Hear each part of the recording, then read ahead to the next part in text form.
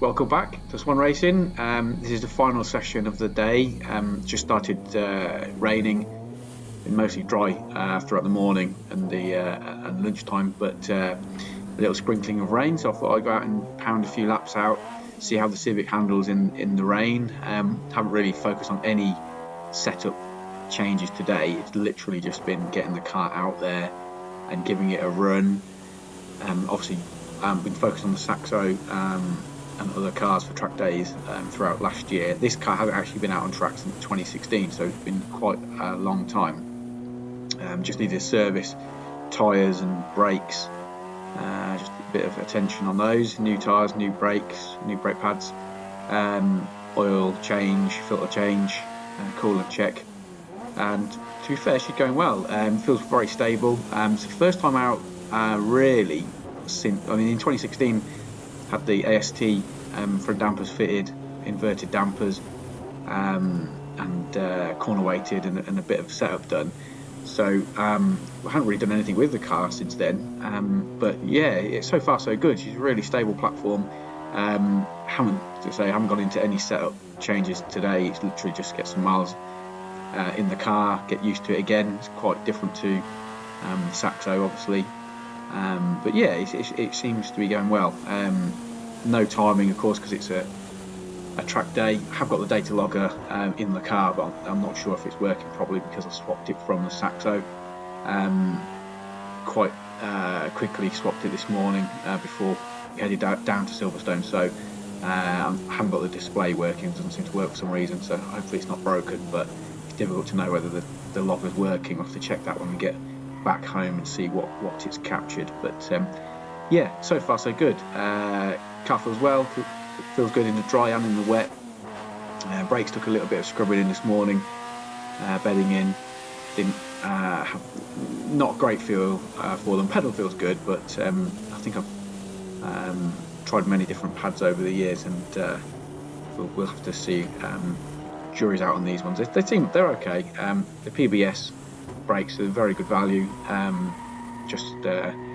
First time I've used them, so it's kind of just getting used to differences and compared to say other pads I've used. But yeah, they're good. They're fine. They took a bit of bedding in, a bit of a different process than other pads I've used. You need to get these warmed up, but not too hot in the first section. Then come in and allow them to cool right down, and then you're good to go. Other pads I've used where you pretty much put them in and just you're ready to go really anyway. After a few pushes of the brake pedal, they're scrubbed in, bedded in. Also scrubbed the tyres in this morning. Obviously that's quite an important job. There's four new boots. So yeah, that's all done. So we're all good for this wet weather session. It's going well. I mean, you can see this EP3 coming up. I think possibly a standard road car, but yeah, another one up ahead, which we're gaining on pretty rapidly. You'll have to ignore the speedo on the car. It's not accurate. We're not that quick, unfortunately. Certainly not peaking at like 160 odd miles an hour. That's for sure. So, but anyway, EP3, another EP3 coming up. FN2 versus EP3. We'll see. Gaining. Come on. Stay right. Thank you. So yeah, anyway, this is Silverstone National. Haven't been on this track for a number of years. Previously raced here in the stock hatch in the Saxo. Probably have been in the 106 here and the 205. Right back in 2005, it was my first ever event. 2005 stock hatch in the 205. So it brings back quite a lot of memories. Cruising around this circuit. Had a lap record here for a while in the Saxo, and obviously done more recently in the hot hatch, and I think probably in stock hatch and Civic Cup done the international circuit. So yeah, like I say, I haven't been on this track for a number of years, but it's I enjoy it. Some people say it's a bit boring because it's pretty flat. Pretty featureless, but it is a challenge.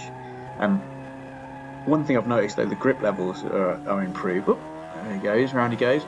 Grip levels are very much improved over previous years I've been here in the wet. It's absolutely treacherous, but it seems to be going plenty of grip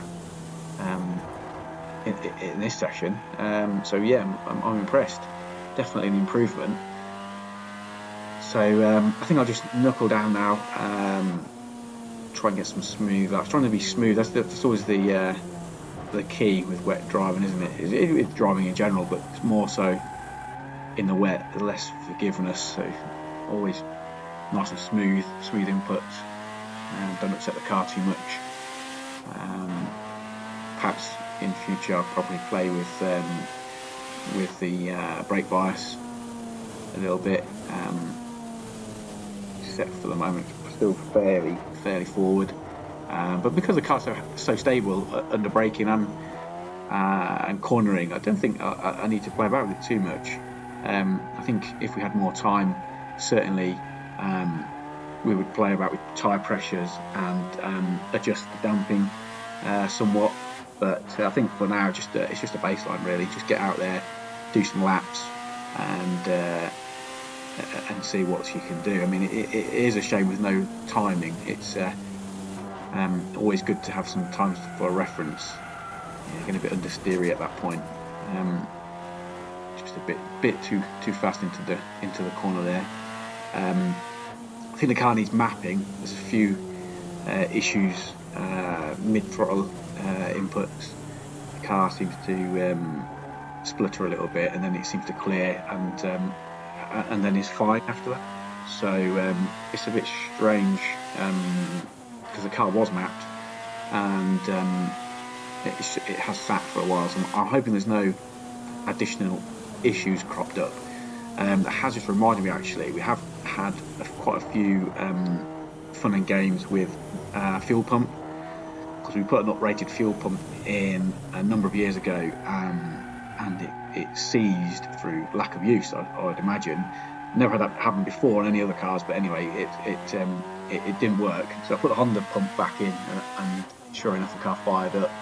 And then we tried another pump, and that seized after being sat for a while. And so we're now on to the third uprated fuel pump, and this one is Walbro.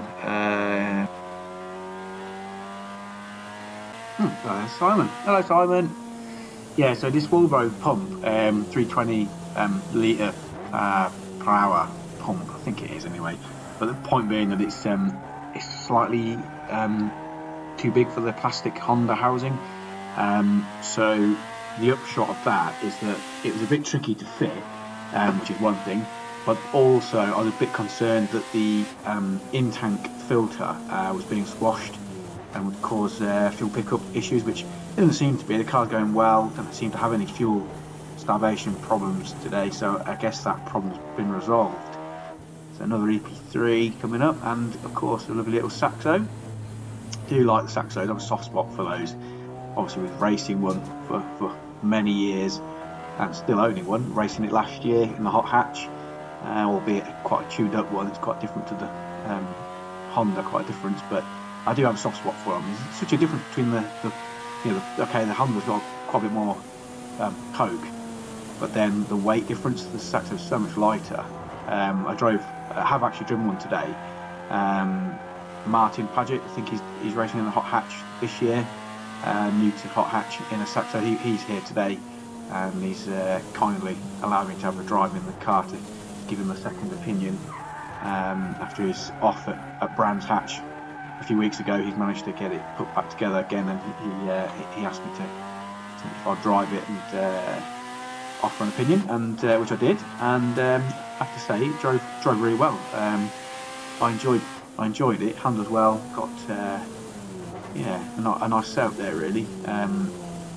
So like I said, but the difference being the weight. I mean, this Civic is probably 1250 kilos, certainly was in the Civic Cup days. I had to have ballast in the car, steel ballast, to bring it up to the minimum weight in previous years, but probably put a bit of weight on myself in the 5 or 6 years since the car's been out last. Also today I'm running a passenger seat and second set of harnesses, so that obviously adds weight, whereas the Saxo is around 900 kilos. My race Saxo was about 910 last year in the hot hatch. It's quite a bit lighter now, and I probably would have to run ballast. But yeah, without any ballast in it, I hope that's really light, and it'd be interesting to drive that again with it being much lighter than the Civic. You can feel it, even at 910 kilos, it was so much more agile and nimble. You're thrown around a lot more, whereas these seem to reward a smoother driving style, which is kind of true anyway, I guess, with all driving. But it's fun. It's certainly a lot of fun in the Saxo. I'm not saying this isn't fun. It's just completely different experience. Another EP3 on the horizon. Never driven an EP3. It'd be interesting to compare one to the FN2. I think the FN2 got quite an unfair dissing in the media when it was released, didn't there, with Clarkson's famous review. So it would be interesting. I mean, obviously, I think the main difference is the rear suspension, isn't it, and possibly weight. But I don't know whether the weight is as much of an issue when you're talking race cars with it all stripped out. I mean, certainly be interesting to drive one though and see how they go, if anyone's got one, and wouldn't mind if they're on a track day sometime, test day, I'll have a go in one, have a go in the FN. But yeah, I think I'll call it a day. Just coming in at the end of this lap. It's just starting to let rain die off a little bit, so come in and check the car over, have a look round, getting on a little bit. Got to get back for football tonight, the England-Germany game. Don't want to miss that, so it's getting on a little bit now. I think Simon will be in shortly as well. We can have a bit of a chat, debrief of how the 106 went. Hopefully he's enjoying himself out in this damp track as well. And yeah, thanks for riding on board, and I'll speak to you later. Cheers, bye.